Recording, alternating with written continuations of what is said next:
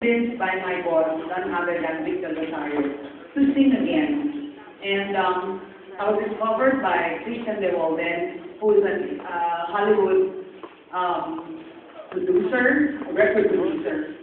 And to top it all, hindi na po si Richard Carpenter ang ibinigay niya sa akin. The biggest and the most important, I think, so far, achievement that I have in my singing career is to have a duet with Michael Bolton. Michael Bolton, I'm leaving actually September 8th of this month to meet Michael Bolton in person in Los Angeles, California. Thank you very much. Because he wanted us to promote the album. Actually, it's going to be in his Christmas album. Michael Bolton, the Christmas album, is a reissue that was done last year, and it's going to be a bonus track. One significant because we've been saying that other artists in the Philippines, they've been having duets with other foreign singers. But this is the first time na ang Pilipinas po ay magkakaroon po ng isang singer na, kasi sinasabi ko nga, nasa tuldok lang tayo ng mapa ng mundo. Pero for the first time, magkakaroon po tayo ng isang makakawit na mapapakinggan po sa buong mundo via the album of Mr. Michael Bolton. And it's really a big, big honor for me. Maraming salamat.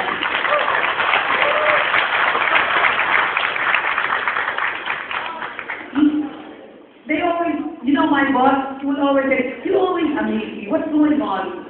Sabi ko sa kanya, boss, siguro malakas lang ako talaga sa taas. Lagi akong gasal na taas. And then, naging po yung papunta ko dito, medyo madulas yung daan. Sabi ko, teka muna. Tapos sabi ko sa driver ko, sandali na ha, hindi pa kami nagkikita ni Michael Bolton. Huwag mo muna akong distractyahin.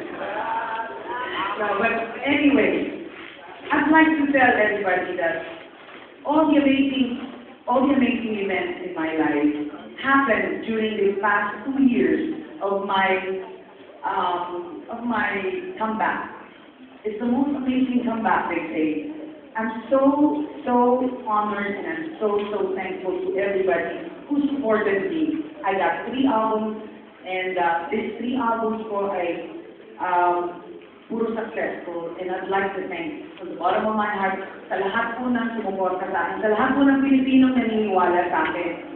Ngayon ang naniniwala sa sinabi ng boss ko, it's not of age, although I'm only 30-something.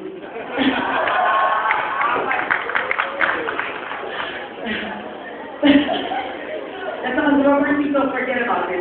You just delete it from the recording. Anyway, I'd like to just say that it's not, I've always said it, and it's in my album, and I put it there because for 27 years, I've been waiting for Richard Carpenter to really meet me.